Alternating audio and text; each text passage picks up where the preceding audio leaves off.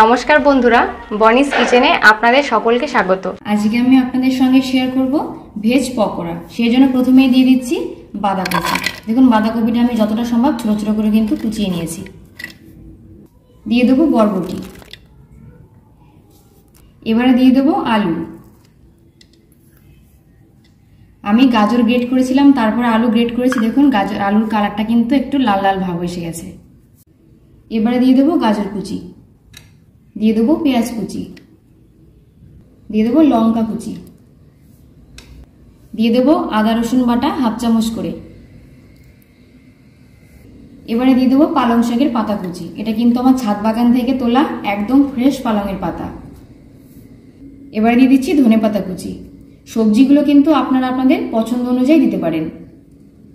এবারে দিয়ে দিচ্ছি হাফ চামচ পরিমাণ জিরে গুঁড়ো, দেব হাফ চামচ পরিমাণ ধনে গুঁড়ো, দিয়ে দেব পরিমাণ মতো লবণ, দিয়ে দিচ্ছি পরিমাণ মতো হলুদ গুঁড়ো, দিয়ে দিচ্ছি 1 চামচ পরিমাণ কর্নফ্লাওয়ার, দিয়ে দেব 2 চামচ পরিমাণ বেসন, দিয়ে দেবো 1 চামচ পরিমাণ ময়দা। সবশেষে আমি এর মধ্যে একটা ডিম ভেঙে দিয়ে দিচ্ছি। এবার আমি হাতের সাহায্যে সমস্ত উপকরণগুলো কিন্তু মেখে নেব। এর মধ্যে আমি আগে কিন্তু জল ব্যবহার করব না, পরেও কিন্তু জল ব্যবহার করার প্রয়োজন নেই, যেহেতু ডিমটা দিয়েছি পুরোটাই। এই দেখুন খুব সুন্দর কিন্তু মাখা হয়ে যাচ্ছে, আর সবজিগুলোর থেকেও কিন্তু বেশ খানিকটা জল বেরোবে। এই দেখুন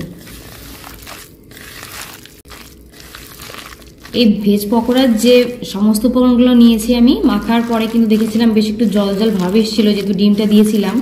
এর মধ্যে আমি আরো 2 চামচ পরিমাণ কর্নফ্লাওয়ার এবং 1.5 চামচ পরিমাণ কিন্তু ময়দা দিয়েছিলাম। এই দেখুন মাখানো একদম কমপ্লিট হয়ে গেছে। এবার তাহলে চলুন এগুলো আমরা পকোড়ার শেপ দিয়ে ভেজে নিই। ভেজে নেওয়ার আগে এর মধ্যে আমি একটু কাশ্মীরি লাল লঙ্কার গুঁড়ো দিয়েছি হাফ চামচ পরিমাণ। আরও একবার আলতো হাতে একটু মেখে নিচ্ছি।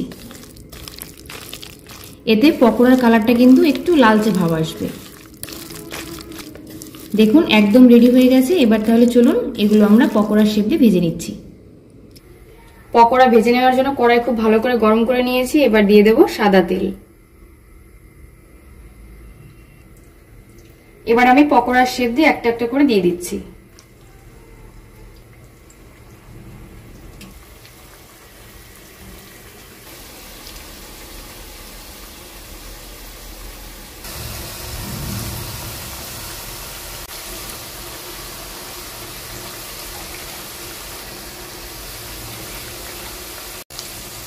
আমি কিন্তু এরকম গোল গোল পকোড়ার শেপ করে ভেজে নিচ্ছি। আপনারা কিন্তু আপনাদের পছন্দ অনুযায়ী শেপটা করে নিতে পারেন।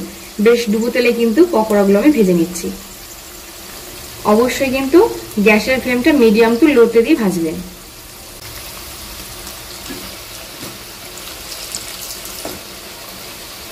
দেখুন আমি গ্যাসের ফ্লেমটা মিডিয়াম টু লোতে দিয়ে ভাজছি বলে কালারটা কতটা সুন্দর এসছে। এভাবে কিন্তু আমি আরো কিছুটা সময় ধরে উল্টে পাল্টে বেশ লাল করেই কিন্তু ভেজে নেব। গ্যাসের ফ্লেমটা হাইতে দিয়ে ভাজলে কি হবে, বাইরেটা হয়ে যায়, ভেতরটা কিন্তু কাঁচা থেকে যাবে। দেখুন গরম গরম ভেজ পকোড়া কিন্তু একদম কমপ্লিট হয়ে গেছে।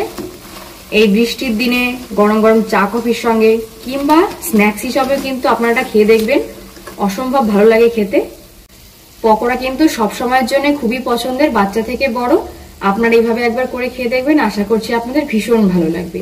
আজকের এই ভেজ পকোড়ার ভিডিওটা আপনাদের কেমন লাগলো আমাকে কিন্তু কমেন্ট করে জানাতে ভুলবেন না। যদি ভালো লেগে থাকে তবে লাইক করবেন, শেয়ার করবেন, আর আমার এই চ্যানেলটা সাবস্ক্রাইব করে আমার পাশে থাকবেন। ধন্যবাদ।